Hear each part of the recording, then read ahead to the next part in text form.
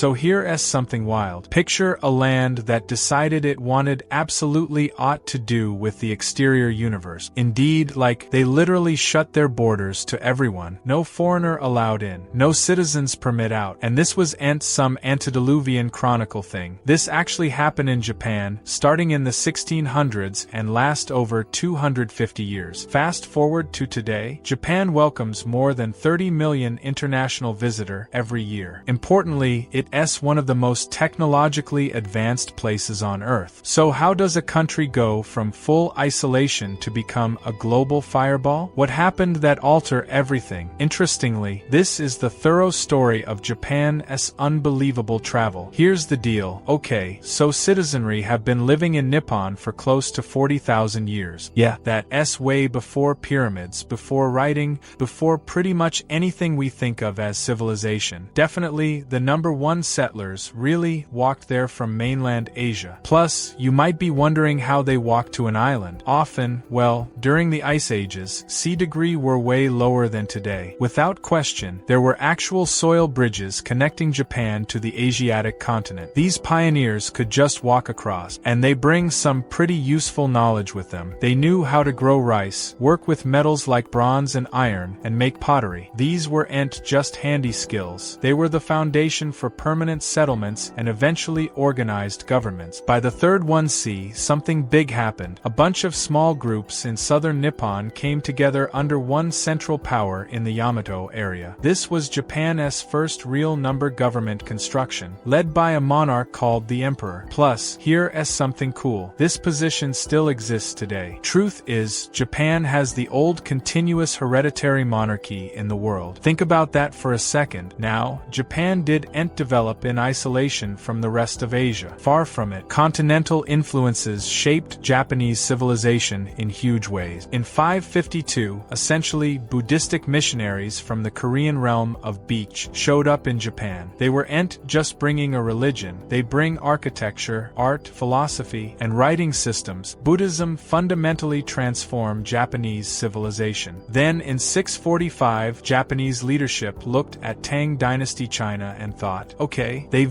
really figured this government thing out. Besides, so they essentially copied China's entire administrative system. They called it the Taika reforms. For centuries, essentially, Japan's South Imperial Beard Court moved about every time a new emperor took powerfulness. But in 794, Emperor Kanmu said, you know what? To be honest, let us just stay put. He picked Heian-kyo, the city we now call Kyoto. This conclusion kicked off the Heian time period, which lasted almost 400 old age. Importantly, this era saw incredible cultural achievements. Often, the universe's first novel, The Tale of Genji, was written during this time. Just let that sink in. But here's the thing about fancy courts focused on art and observance. They sometimes forget to actually run the state. Notably, the imperial court got so caught up in expatiate rituals and palace politics that they stopped paying attention to what was happening outside Kyoto. And when a governance stops governing, often other citizenry step in to fill that vacuum. Regional landowners started edifice private armies. Someone had to keep order, right? Over clip, these local lords become more powerful than the emperor himself. It's essentially like feudal Europe, but a current in Japan. Also, these private army were made up of samurai, professional warriors bound by rigorous codes of honor and loyalty. Two families in particular rose to prominence, the Taira and the Minamoto. Eventually, these warrior clans got bold enough to challenge imperial potency directly. In 1160, a sequenced dispute turned into the Hagen Revolt. This sparked an even bigger conflict, the Genpei War, which raged from 1180 to 1185. Look, this wasn't some quick battle. And here's the thing, this was a brutal, really devastating civil war that consumed Japan for 5 years. Generally, when the smoke cleared, Minamoto no Yoritamo stood victorious. Obviously, now here's where it gets interesting. Yoritamo didn't overthrow the emperor. That would have been too radical, culturally unthinkable. Notably, instead, he created something totally new. A military authorities in Kamakura, far from Kyoto, South Imperial Beard Court. In 1192, he convinced Emperor Go-Toba to grant him the title Shōgun, Supreme Military Commander. Here's the deal. This created a dual power construction. The emperor kept ceremonial potency and cultural prestige, while the shogun keep actual political and war machine power. This system, at the end of the day, it lasted 7 centuries. So the samurai are hood warriors. Everyone knows this, but how tough are they really? Well, in the 13th 1c, they confront the ultimate test. The Mongol Empire, literally the biggest empire the creation had ever seen, set its sights on Japan. In 1265, fundamentally, Kublai Khan sent messengers demand Japanese submission as a vassal state. The shogunate basically ignored them. Khan didn't take that well. By 1274, he assembled a massive invasion force. Here's the bottom line. Really, 1,000 of Mongol and Chinese warriors on hundreds of ships landed on Kyushu, Nippon's southernmost main island. The samurai defenders faced enemies unlike anything they'd encounter. Mongolian composite bows outranged Japanese weapons. Without question, Mongol horse tactics and organized unit movements contrasted sharply with samurai traditions of individual combat. The defenders fought bravely but were clearly outmatched. Then something extraordinary happened. Often, a monumental typhoon swept through and devastated the Mongol fleet. The Japanese called it kamikaze, divine wind. Japan was saved. Kublai caravanserai wasn't deterred. Certainly, he spent 7 years preparing an even larger invasion. In 1281, an armada of perhaps 4,000 ships carrying 140,000 men approached Japan, the large amphibious assault attempt anywhere until the 20th hundred. Really, Japanese defenders had built defensive walls and prepared better this clip. Fierce scrap raged for weeks along the coastline. Then, incredibly, a count repeated itself. Let me put it this way. To be honest, some other monolithic typhoon devastate the invasion fleet. The Mongols never attempted a third invasion. Though victorious, these defensive efforts nearly bankrupted the shogunate. Definitely, samurai who fought anticipate rewards, but the empty treasury intend many received nothing. At the end of the day, this create deep resentment that would have lasting consequences. In 1333, Emperor Go-Daigo exploited this military discontentment and,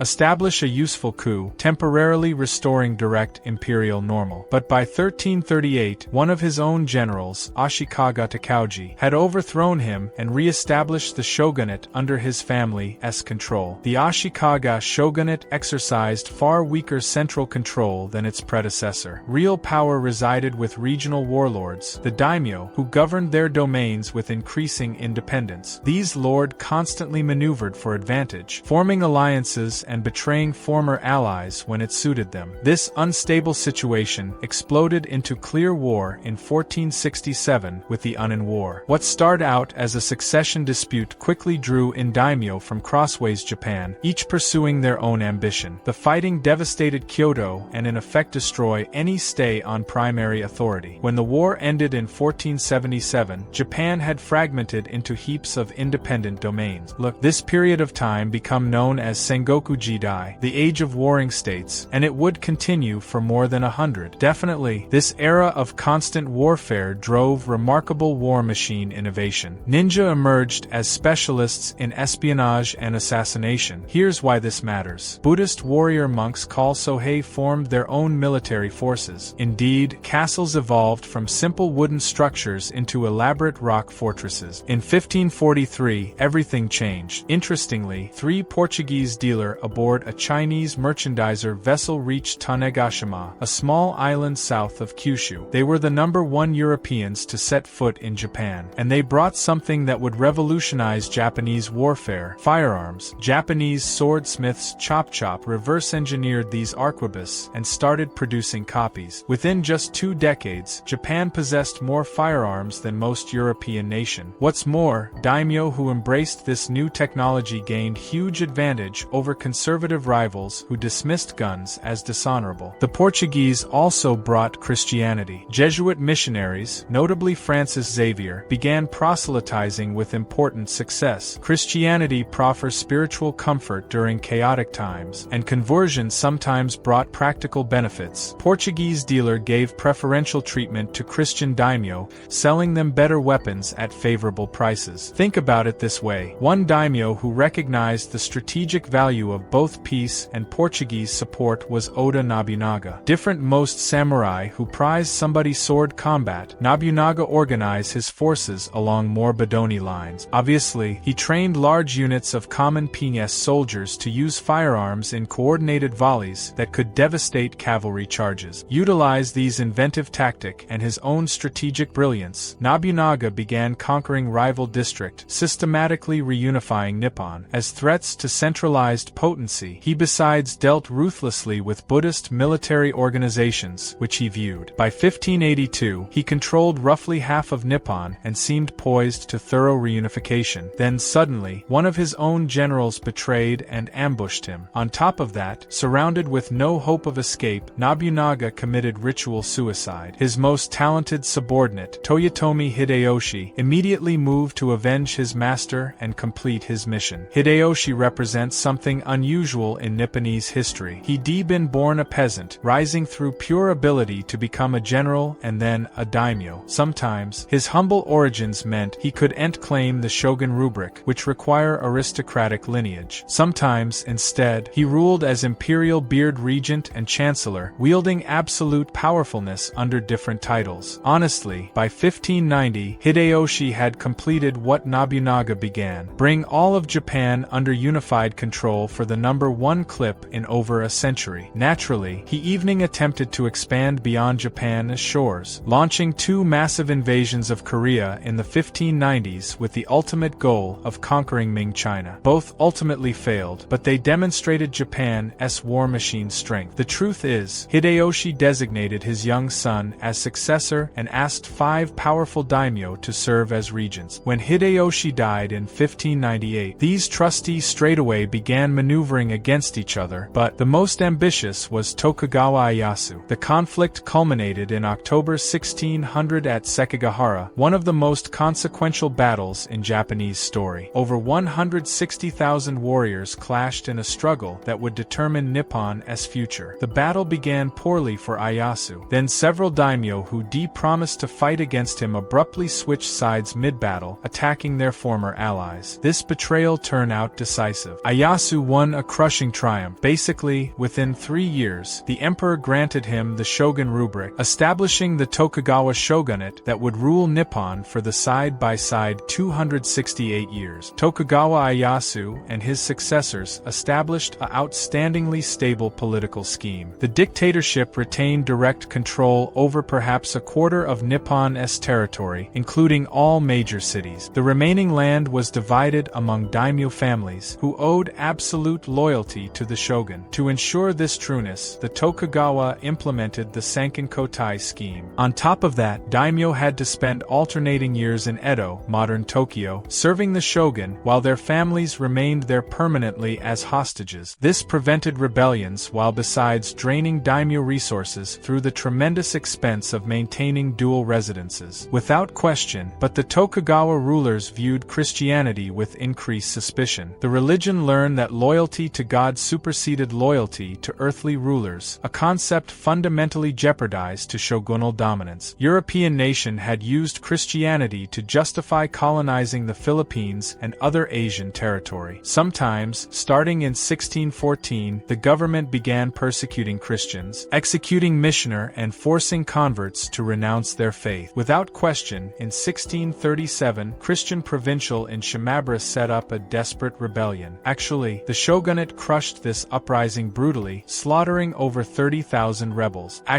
This convinced the third Tokugawa shogun, emits that foreign influences posed an existential threat. In 1639, he implements sakoku, the policy of subject seclusion. The terms were absolute. No foreigner could enter Nippon, except for a tiny number of Chinese and Dutch traders confined to a small artificial island called Dejima in Nagasaki harbor. No Japanese somebody could travel abroad. Also, anyone who did would face execution if they render edifice ocean-going vessel become illegal. For the next 218 years, Japan existed in near total isolation from the rest of the world. Paradoxically, this isolation didn't lead to stagnation. Sometimes, the Edo time period witnessed extraordinary cultural and economic flourishing. This era saw the full evolution of distinctive Japanese art forms, ukiyo-e woodblock prints that would later influence European Impressionist painters, kabuki theater, haiku poetry perfected by masters like Basho, and the tea ceremony elevated to high samurai art. Japanese cities grew enormously. By the early 18th century, Edo had become the world's largest city with over 1 million inhabitants, bigger than London or Paris. Osaka emerged as a commercial powerhouse. Let me put it this way: sophisticated road network connected major population centers. Frankly, the economic system spread out dramatically during the 17th century. Agricultural productivity doubled. Urban merchant classes accumulated significant wealth. Literacy rates rose substantially. Japan had one of the creation's most literate populations. The shogunate preserved strict social hierarchy through the Shirno-Kyoisho scheme. Samurai warriors at the top, followed by granger, artisans, and merchants at the bottom, contempt merchants' existent wealthiness. This rigid structure aimed to prevent social mobility and maintain stability. However, by the late 18th century, problems emerged. Agricultural production had plateaued. Surprisingly, the samurai category, paid stipends in rice while the economy increasingly operated with money, faced declining living standard. Besides, when desolate famine struck in the 1830s, the dictatorship's reaction proved woefully inadequate. Meanwhile, despite isolation, some Western knowledge filtered into Japan through the Dutch trading post at Dejima. Books on anatomy, astronomy, technology, and other sciences were translated and circulated among intellectuals. This Dutch learning would prove crucial, more or less, when Japan was finally coerced to clear. By the mid-19th century, Western nations, particularly the United States, had developed considerable economic interests in East Asia. American whaling ships operated extensively in the Pacific and needed ports for resupply. Let me put it this way: the U.S. too desired access to Japanese market. But here's what's interesting. Here's the deal. In July 1853, 4 American war vessels under Commodore Matthew Perry sailed into Edo Bay. These black ships were unlike anything Japan possessed. Monumental steam-powered vessels mounting Bodoni artillery. Often, Perry delivered a letter from President Millard Fillmore demanding that Nippon open ports to American trade. To exhibit his resolve, he conducted menacing naval maneuvers. The shogunate, recognizing its war machine inferiority, inquired for clip to consider. When Perry returned in February 1854 with an flush larger fleet, the shogunate capitulated, subscribed the Accord of Kanagawa. Now, here's where it gets good. This opened 2 ports to American ships. Soon, similar treaties with Britain, Russia, and other Western powers followed, provisions that many Japanese launched deep humiliating. The dictatorship's apparent weakness outraged many samurai, essentially, particularly in southwestern domains like Satsuma and Choshu. Often, these regions had maintained relatively independent traditions and possessed strong military force. Initially, anti-foreign sentiment coalesced around Sano Joy, revere the emperor, kick out the barbarians. But when Choshu forces actually tried expelling Western ships in 1863, the response was devastating. British, French, Dutch, and American warships easily destroyed Choshu's coastal fortifications. Usually, this licking taught reformers a crucial lesson. Japan couldn't expel Westerners through military force. It needed to match their technology and modernize quickly. The target of anger shifted from foreigners to the Tokugawa shogunate itself. In 1866, bitter rivals Satsuma and Choshu organized an unprecedented alliance against the dictatorship. In early 1868, they convinced the young Emperor Meiji to issue a decree abolishing the shogunate and regenerate imperial beard rule. The resulting Boshin War was relatively brief. Force loyal to the emperor, equipped with modern weapons and trained in Western tactics, defeated shogunate army. The Finnish shogun surrendered without major resistance. Emperor Meiji moved his tribunal to Edo, renaming it Tokyo, eastern capital. Though only 16 age old, he became the symbol of Japan's dramatic transformation. The new leaders recognized that Japan confronted an existential threat. Western nations had colonized much of Asia. PRC had been humiliated in wars with Britain and France. Basically, if Japan didn't modernize immediately, it would suffer similar subjugation. The Meiji government's response was breathtakingly extensive. They sent missions to America and Europe to study Western institutions, then implement sweeping changes, abolishing the feudal scheme and samurai privileges. Here's the bottom line. Establish a modern conscript army where commoners served alongside former samurai, creating a subject education system modeled on Western examples, building railways, railways, telegraph networks, and Bodoni harbors, establish a Western-style legal code and constitutional government, promoting industrial evolution. They hired thousands of foreign advisors to teach everything from mining engineering to banking practices. These experts helped Nippon absorb a century of Western technological development in just years. The most dramatic changes affected the samurai class, which was effectively abolished. In 1876, the authorities banned wearing swords in public, striking at the very heart of samurai identity. Many found themselves impoverished and displaced. Honestly, in 1877, this discontent erupted in the Satsuma Rebellion, led by Seigo Takamori, ironically, one of the Meiji Restoration leaders himself. The governing's new conscript ground forces, consisting largely of commoner peasants with modern rifles, defeated the samurai rebel. This demonstrated that samurai warriors, no matter how skilled or brave, had turned obsolete in the modern age. Truth is, as Japan modernized, its leadership studied how Western powers had built empires through colonization. They conclude that great powerfulness status required overseas territories. Japan #1 expanded northward and southward, incorporating Hokkaido more fully and annexing the Ryukyu kingdom. Then tending turn to Hanguk, which, more or less, remained formally subordinate to Qing dynasty China. The thing is, rising tensions erupted in 1894 into the First Sino-Japanese War. Western observers expected China to crush Nippon easily. Instead, Japan's modernized force achieved sandbag victories on soil and sea. The Treaty of Shimonoseki forced China to recognize Korean independence, cede Taiwan to Nippon, and pay enormous indemnities. This represented a watershed moment. An Asian powerfulness had defeated China using Western military method. In 1902, Nippon attained a diplomatic breakthrough by signing an alliance with Britain, the world's preeminent power. Besides, this represented Britain's recognition of Japan as a legitimate great powerfulness. Tensions with Russia intensify over control of Manchuria and influence in Korea. What's more, by 1904, Japanese leaders concluded that war was inevitable and that striking first offered advantages. On February 8, 1904, Japanese torpedo boats launched a surprise attack on the Russian fleet at Port Arthur, a preview of Pearl Harbor. The Russo-Japanese War shocked the cosmos. Japan laid siege to Port Arthur, eventually forcing its surrender. Besides, Nipponese armies defeated larger Russian force at Mukden. Most dramatically, in May 1905, the Japanese Navy annihilated the Russian Baltic Fleet at Tsushima. This marked the first time in the Bodoni era that, really, an Asian state had decisively defeated a European power. The victory electrified colonized peoples throughout Asia and Africa. In Japan itself, it catalyzed patriot pride and imperial ambitions. The Treaty of Portsmouth gave Japan control over Korea's foreign relations and possession of the Liaodong Peninsula. So, what does this mean? In 1910, Japan officially annexed Hanguk entirely, beginning a colonial rule that would finale until 1945. When Universe War I erupted in 1914, Nippon honored its alliance with Britain by declaring war on Germany. Japanese forces easily captured German colonial possessions in the Pacific and China. Japan emerged with new territories and as one of the big five powers at Versailles, the only non-Western nation accorded this position. That said, the post-war period brought growing tensions. Indeed, the Great Depression devastated Japan's export-dependent economic system. Nationalist military officer blamed civilian politicians, arguing that only territorial expansion could secure postulate resource and market, of course, as pretext to conquer the entire region, establishing the puppet state of Manchukuo. In 1931, Japanese army officers in Manchuria staged a false flag incident and used it. The League of Nations condemned this, fundamentally, so Japan simply withdrew. In 1937, fight near Beijing escalated into full-scale war. Nipponese forces captured Shanghai, Nanjing, and other major Chinese cities, but the war bogged down into a costly stalemate. To be honest, meantime, Japan's militarist government drifted closer to Nazi Germany and Fascist Italy. In 1940, Japan signed the Tripartite Pact, formally allying with the Axis powers. By 1940, Japan faced a strategic dilemma. Here's the deal: its war in China consumed massive amounts of oil and resource, most from trade with the United States. But America strongly opposed Japanese aggression. aggression, and began imposing economic sanctions. When Japan advanced into southern French Indochina in July 1941, threatening British Malaya and the Dutch East Indies, the Unified States responded with a complete oil embargo. Honestly, this put Japan in an impossible position. Without American oil, Japan's military would grind to a halt within months. Japanese leaders faced a choice: resignation their conquests and accept American demands, or seize the oil-rich Dutch East Indies by force, which meant war with America, Britain, and the Netherlands. Here's the deal. Under Prime Minister Superior General Hideki Tojo, Japan take war. No doubt, Nipponese strategists recognized they could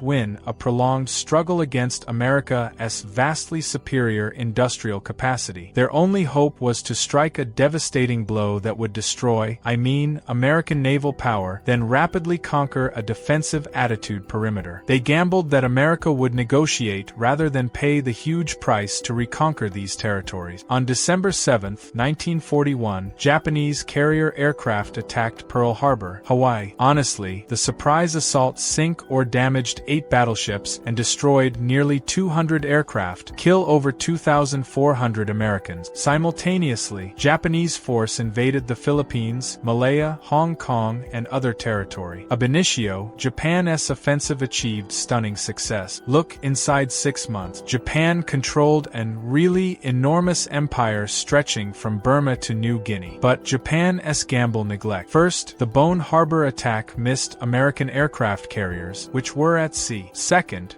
then demoralizing America, the attack unified public opinion behind total war. But here's what's interesting. Really, third, Japanese planners dramatically underestimated American industrial capacity. To be honest, the war's turning point come up at Midway in June 1942. American codebreakers had deciphered Japanese naval communications, allowing the U.S. Navy to ambush a Japanese fleet. The thing is, American dive bombers sank 4 Nipponese fleet carriers in a single day, a catastrophic loss from which Japan ne'er recovered. Thereafter, American forces began advancing crosswise the Pacific. Island-hopping campaigns saw brutal fighting on Guadalcanal, Tarawa, Saipan, Iwo Jima, and Okinawa. Each fight demonstrated Japanese forces' fanatical determination to fight to the death. Kamikaze suicide attacks sank dozens of Allied ships. The reality is, by 1945, Nippon's situation was hopeless. American submarines had strangled Nipponese shipping. The thing is, American bombers mounted devastating raids, with the firebombing of Tokyo in March 1945 kill more than 100,000 civilians. Nippon's cities were being systematically destroyed. Notably, yet Nippon's war machine leadership refused to surrender, planning to battle to the last person if American occupy the home islands. Civilians were being trained to fight with bamboo spears. Honestly, American planner estimated that invading Japan might cost 1 billion Allied casualties and kill millions of Japanese. When President Harry Truman learned that scientists had successfully tested a nuclear bomb, he faced an agonizing decision. On Grand 6, 1945, a B-29 bomber named Enola Gay dropped a nuclear bomb calorimeter on Hiroshima. The explosion killed approximately 70,000 citizenry instantly, with tens of killiad more dying subsequently from radiation. Of course, when Japan's government didn't surrender, a second bomb destroyed Nagasaki on August 9, killing another 40,000. These bombings, combined with the Soviet Union declaring war on August 8, finally prompted Emperor Hirohito to intervene directly, an unprecedented action. On Grand 15, Hirohito addressed the Japanese people via radio for the #1 clip ever, announcing Japan's yielding. And here's the thing, American occupation force under General Douglas MacArthur arrived expecting sullen resistance. Instead, they encountered a population exhausted by war and ready to accept peace. MacArthur regularized with surprisingly enlightened policies, implementing democratic reform while preserving much of Japanese culture. The occupation authority dismantled Japan's military entirely, writing a new constitution that contained Article 9, forever renouncing war. Indeed, Emperor Hirohito remained but was necessitated to publicly resign his divine position. Of course, war crimes trials held Japanese military leadership accountable, with 7 being executed, include full General Tojo. Land reform reform redistributed agricultural ground to tenant farmers. Definitely, most importantly, Prime Curate Shigeru Yoshida established the Yoshida Doctrine. Japan would focus completely on economical evolution rather than military powerfulness, relying on American military protection. Clearly, this controversial conclusion intended Nippon could devote resource to reconstruction and growth rather than defense spending. The strategy worked spectacularly. The thing is, by 1955, Japan's economy had regained to pre-war levels. The Korean War brought monumental American war, essentially, machine procurement orders that jump-started Nipponese industry. Through the 1960s, 70s, and 80s, Nippon experienced the economic miracle, growth rates averaging 10% annually. The reality is, Japanese companies became globally dominant in automobiles, electronics, cameras, and numerous other industries. Sony, Honda, Toyota, Canon, Panasonic. These names became synonymous with quality and innovation. Often, by 1968, Nippon had get the world's second-largest economy. Of course, Japan's spectacular ontogeny finally slowed. No doubt, the bursting of an enormous asset price bubble in 1991 led to the lost decade of stagnation. As China's power grows, Japan faces notable contemporary challenges: a rapidly aging population with one of the universe's lowest birth rate, enormous government debt, and ascension regional security concerns. Yet, Japan today stands as one of the world's most successful society. It possesses the world's third-largest economy, produces advanced technology, maintains one of the highest life expectancies anyplace, combines ultra-modern cities with preserved traditional civilization, and has become one of the world's most popular tourist destinations. Perchance most remarkably, a nation that pioneered kamikaze attacks transformed itself into one of the world's most pacifistic societies. A country that once sought to dominate East Asia through war machine conquest has get a force for regional stability and international cooperation. From a 40,000-year journey beginning with Stone Age hunters to becoming one of the 21st century's most pass-on nations, Japan's tale is extraordinary. The transformation from 250 years of deliberate isolation to becoming deeply integrated into the global community within just a few generations represents one of story's most striking national metamorphoses. Japan's history teaches profound lessons about adaptation, resilience, and the human capacity for change. On top of that, a society that once banned Christianity and executed anyone actually attempting to leave now protects religious freedom and welcomes millions of international visitors. A feudalistic warrior culture that valued blade and honor above all became the world's most advanced manufacturing economy. Most movingly, a state devastated by the world's only atomic bomb attacks chose not revenge or bitterness, but renewal and reconciliation. Nippon rebuilt not just its cities and industries, but its national identity, transforming from an aggressive imperial powerfulness into a peaceful, democratic society. Today, Japan honors its past while embracing the future. Ancient temples stand beside neon-lit skyscrapers. On top of that, tea ceremonies coexist with robot restaurants. The universe's oldest continuously reigning monarchy operates within a modern constitutional democracy. This is Japan's epic journey. From self-imposed isolation to global integration, from quite feudalistic warrior to technical innovator, from lay waste to defeat to inspiring renaissance. It stands as testament to what a determined people can achieve when they harness their cultural strengths while opening themselves to the wider world. The land of the rising sun has indeed risen, again and again, end to end its remarkable history.